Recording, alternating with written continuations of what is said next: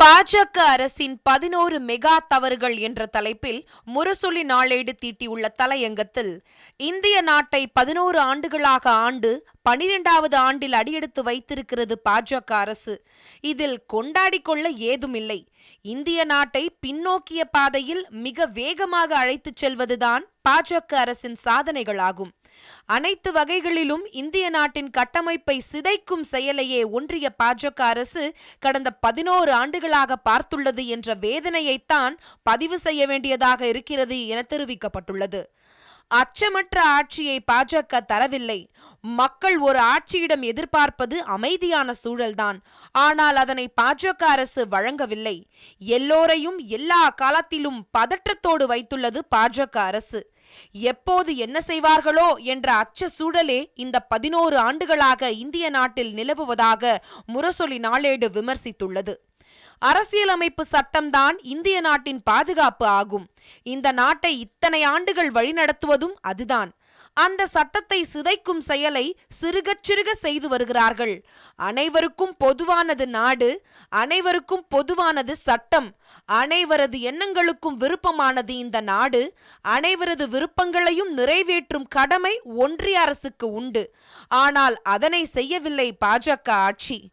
ஒற்றை மதம், ஒற்றை மொழி, ஒற்றை பண்பாடு கொண்டதாக ஆட்சியை நடத்தி அத்தகைய நாடாக இந்தியாவை மாற்ற முயற்சிக்கிறார்கள் என முரசொலி நாளேடு சாடி உள்ளது. இந்தியா என்பது கூட்டாட்சி நாடு. பல்வேறு மாநிலங்களில் இருக்கும் மாநில அரசுகளை அரவணைத்து கூட்டாட்சி தன்மையுடன் இந்திய நாட்டை நடத்த வேண்டும். ஆனால் பிரதமர் நரேந்திர மோடி இந்திய நாட்டை ஒற்றையாட்சி நாடாக மாற்ற பார்க்கிறார். மாநிலங்களை மதிப்பது இல்லை, மாநில அரசுகளுடன் உரையாடுவது இல்லை, கலந்தாலோசனை செய்வது இல்லை.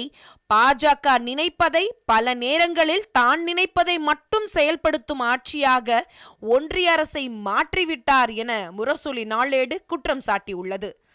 அவர்களது சாதனையாக சொல்லப்படுவது காஷ்மீருக்கான சிறப்பு தகுதி பறிக்கப்பட்டது, காஷ்மீரின் மாநில தகுதியை பறித்தது, முத்தலாக் சட்டம், குடியுரிமை சட்டம், பொது சிவில் சட்டம் ஆகியவையாகும். இவை அனைத்தும் சிறுபான்மை இனத்தின் மீதான தாக்குதல்களே தவிர வேறல்ல. பாஜகவும் அதன் மூதாதை அமைப்பும் என்ன மறைமுக நோக்கத்துக்காக செயல்படுகிறதோ அதை மட்டும் செய்து கொண்டார்களே தவிர வேறல்ல என முரசொலி நாளேடு கூறியுள்ளது. பாஜக ஆளும் மாநிலங்களில் சிறுபான்மையினர் மீதான தாக்குதல் என்பது இயல்பான நடவடிக்கையாக மாறிவிட்டது. வெறுப்பு பேச்சுகள் பேசுவது நாளுக்கு நாள் அதிகமாகி வருகிறது. வெறுப்பு பேச்சுகள் சட்டப்பூர்வமானதாக ஆகிவிட்டன. வன்முறையை தூண்டுவதற்காக வெறுப்பு பேச்சுகள் பேசப்படுகின்றன. வன்முறைகள் அவர்களால் வரவேற்கப்படுகின்றன. வன்முறை குற்றங்களில் கைது செய்யப்பட்ட, தண்டனை பெற்றவர்கள் அறமற்ற வழியில் விடுதலை செய்யப்படுகிறார்கள் என முரசொலி நாளேடு தெரிவித்துள்ளது. காங்கிரஸ் அரசை பார்த்து, மன்மோகன் சிங்கை பார்த்து உலக நாடுகள் பயப்படவில்லை என்பதைத்தான் 2014 தேர்தல் பரப்புரையில் மோடி சொன்னார். ஆனால் இன்று உலக நாடுகளின் மரியாதையை வாங்கி கொடுத்து விட்டாரா என்றால் இல்லை. இந்திய பொருட்களுக்கு அநியாய வரி போடுகிறது அமெரிக்கா. இந்தியர்களை விலங்கு மாட்டி அனுப்புகிறது அமெரிக்கா. இந்திய எல்லைக்குள் புகுந்து வீடு கட்டிவிட்டது சீனா.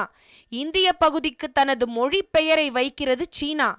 இந்திய மீனவர்களை தினந்தோறும் கைது செய்கிறது இலங்கை. இந்தியாவுக்குள் பயங்கரவாதிகளை அனுப்பி வைக்கிறது பாகிஸ்தான். பெரிய நாடு முதல் சுண்டைக்காய் நாடுகள் வரை மதிக்கிறதா பாஜக அரசை என வினவியுள்ள முரசொலி நாளேடு, பிரதமர் போகாத நாடில்லை, நாளில்லை, ஆனால் மரியாதை இல்லை என விமர்சித்துள்ளது. பாதுகாப்பு துறையை நவீனமயமாக்கியது தனது சாதனை என்று சொல்கிறார் பிரதமர். பத்தான்கோட் தாக்குதலில் 7 வீரர்கள் பலி, பொம்பொரியில் 8 ராணுவ வீரர்கள் பலி, உரி தாக்குதலில் 19 படை வீரர்கள் பலி, அமர்நாத் கோவில் தாக்குதலில் 7 பேர் பலி, லெத்திபோரா கமாண்டோ பயிற்சி நிலைய தாக்குதலில் 5 பாதுகாப்பு வீரர்கள் பலி, புல்வாமா தாக்குதலில் 40 படை வீரர்கள் பலி, ரஜோரி ராணுவ முகாம் தாக்குதலில் 3 ராணுவ வீரர்கள் பலி, ஷோபியான் பகுதியில் நடந்த தாக்குதலில் 2 பேர் பலி, பஹல்காம் தாக்குதலில் 22 பேர் பலி. இதுதான் பாஜக அரசின் சாதனை பட்டியல். இந்திய நாட்டின் பாதுகாப்பு கேள்விக்குறியாக ஆகி வருகிறது.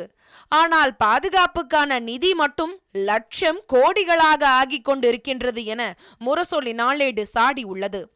பொருளாதார முன்னேற்றம்தான் அதிகமாக அவர்களால் பேசப்படுகிறது. ஆனால் உண்மை அப்படி இல்லை.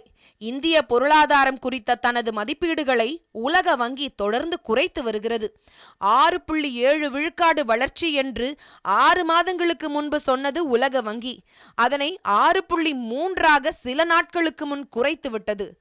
அடுத்த ஆண்டு 6.2 இருக்கும் என்றும் சொல்லி இருக்கிறது. இது கார்ப்பரேட் கம்பெனிகளுக்கான அரசாங்கம் ஆகும். சலுகைகள் அனைத்தையும் கார்ப்பரேட் நிறுவனங்களுக்கு தந்து அவர்களை காப்பாற்றும் காரியத்தை வெளிப்படையாக செய்து வருகிறார்கள்.